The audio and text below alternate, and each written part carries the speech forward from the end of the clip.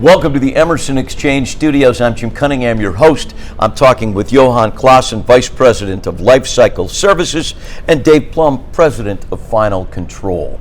Now, we here at the Exchange have noticed certainly that some of our friends couldn't join us this year because they are unfortunately dealing with some natural disasters, hurricanes, earthquakes. With the effects of these natural disasters, I thought it would be an interesting conversation to find out how Emerson is helping and dealing with some of those problems. Specifically, let's talk about Hurricane Harvey, because that's huge. Dave, in the face of the devastation, how did Emerson respond? Yeah, well, it's a pleasure to be here first, Jim. Let's just characterize the storm first. I mean, the storm was persistent and it increased in intensity over a period of 4 days with significant rainfall, over 50 inches in some places. When it was all said and done for the greater Houston area, the reports that I've seen, over 135,000 people evacuated, over 35,000 people spending nights in shelters. 137,000 homes flooded out and over 300,000 vehicles flooded out. We've got about 2,100 people in the Emerson area, and we had over 200 of them that were impacted in some way by that storm, and about 80 of them who had actual rising flood water in their homes. So it was a dynamic event. It was moving over a period of 4 days. And we had to be very intentional about three things: get safe, stay safe, and then when we get further along into the process, helping people be ready to live safe. Yeah. You want to talk just a little bit from your perspective? So Jim, yeah, also great to be here, and what a great event, the Exchange. So, I'm looking forward to this week. So, I want to start and first say our thoughts and prayers go out with our affected friends and colleagues. This was an unprecedented event, and there was a lot of people that was affected, that lost their homes, lost their livelihood, and I think from an Emerson point of view, we try to be there, both from a community but also from a customer point of view. And as our own employees was affected, our customers was also. And if you think about Texas, and you think about oil and you think about refineries, through the floods and everything, 25% of the refining capacity was taken out. I live in Austin, and even there we saw gas shortages. Through this. It's just an unprecedented event that took place. And, for us, from a customer support point of view, we have what we call a three-step process.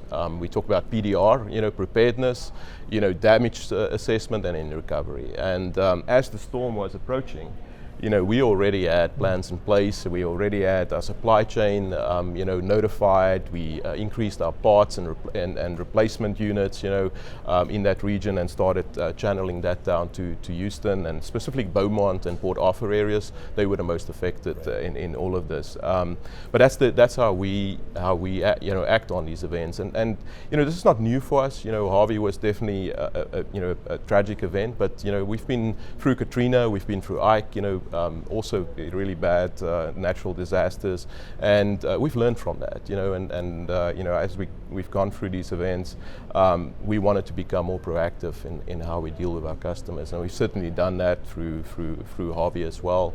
I think most of the refineries are up and running now, but it took a lot of human effort, and we had people from all over the globe that responded, that was ready to support our customers. So. Yeah, for sure. Definitely a massive undertaking, but you had to, a much needed undertaking. Now you talked about the hurricanes that came before that gave you some indication of what you needed to do. That helped you mobilize so effectively? Is that what I'm hearing? Yeah. So I can answer, and I think Dave can also from an employee point of view. But just that, like I talked about parts, upping our supply chain and channeling that down to the affected areas, but also setting up command centers, in those areas. Beaumont was one of those areas that we knew is going to be very hard, affected by flooding. Some of our customers, the plants was under 5 feet of water. Oh. You know, I mean, can you just imagine that and the impact that's got on production? So we wanted to be ready for them. We wanted to have these command centers, people that's there to support them. We communicated with them right through the hurricane, and as soon as it was over and we could access, you know, we were in there with our crews, our service techs and engineers, you know, doing walk down assessments of damaged components and damaged assets, and just helping them to recover from this tragic event. Dave, final thoughts from you. Well, from an employee standpoint, you know, we do disaster recovery plans and preparations for all of our facilities, and gratefully none of our facilities were impacted with rising floodwaters or tornadoes in this event. But for our employees, we have 10 facilities across Houston, and we have people spread across all of Greater Houston. So the length of the storm, it was so dynamic, very difficult to get that readiness in place. So we were very intentional about making sure that everyone was safe, and once they were, we closed our facilities for 3 days so that they could stay safe, just because the rising floodwaters were unpredictable. And we've been working with the employees as the days and weeks preceded the storm, even up to today, and the time off that they need to get their home ready and to be lived in again. So the company's been extremely supportive of this, with time off, doing safety training for people to go out and volunteer their time. The response into Houston has been overwhelming, as Johan said. Not just locally to Houston, but globally, the Emerson response has just been overwhelming, with people wanting to help. And so we've been helping people understand, if you're going to go out and be a volunteer, here's how to do it safely, here's how to do it graciously and quietly serve your neighbor, your coworker, your friend. The company provided 100 rigid wet dry vacuums to just give to people to go out and say, hey, put these in use in your own homes, in your neighborhoods, in your communities, and supplying personal protective equipment to go out, and if you're going to do a home remediation, do it safely. Here's how you get a home, the mold eliminated from that home before you can start the rebuild process. So we've been very privileged. You know, it makes you feel good about the company you work for, with the level of response that Emerson wanted to give the people that are part of our community. Well, it's wonderful work that you're doing in a very, very difficult situation. Emerson, of course, great, but you guys, thanks for your efforts as well. We appreciate it.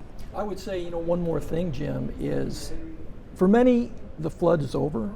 The water's gone, the rebuilding has begun, but for many it's not over. They've got, you know, a few more weeks or months ahead of them, and we want to be very intentional about continuing to support our employees as they go through this recovery process, and our customers, as well. Yeah. I mean, there's still plants out there, you know, some of the chemical manufacturers that still have got water in their plant, you know, so it's not you know, it's not all good, and we will continue working with them and making sure that we assist where we can, just be there for them. So it's kind of the Emerson way, I guess, huh? Absolutely. Just great to talk with you both. Thank you so much for spending some time with us here at the Emerson Exchange Studios. Folks, we thank you as well, and if you want any more information or more stories like this, you can find it at emerson.com.